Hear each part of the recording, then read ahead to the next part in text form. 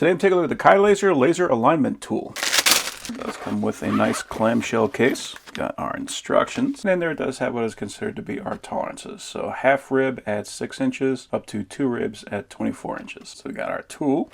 We do have some magnets there in the bottom, so it will hold itself onto that pulley as long as it is ferrous metal. It does have our guides right here, so that will sit into the ribs of that pulley. We do got a couple of bolts right here so that we can calibrate that. Got our on-off switch there on the back, and we got our laser there on the front. It does come with a battery. That is a CR123A style of battery that is becoming more and more common. There we go. So just going to put out a nice little laser line.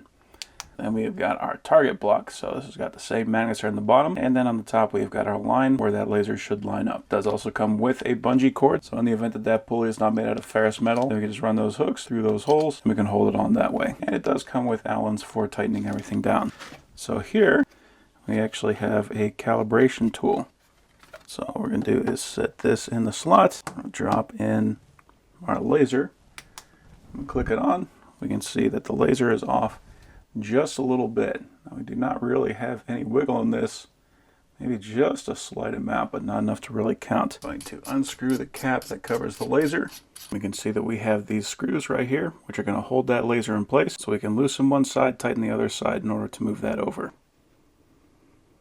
Now we can see that we are lined up with that line. We can throw the cap back on, and we are calibrated and ready to go.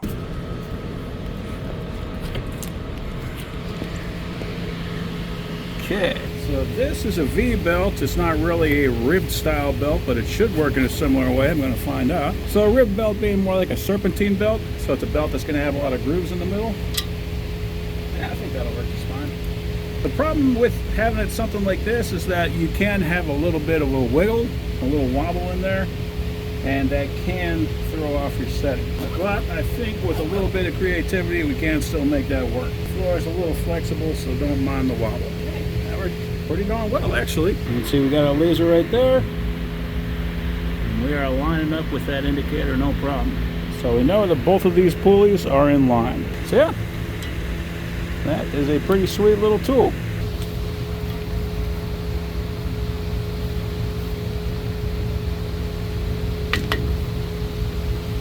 All right.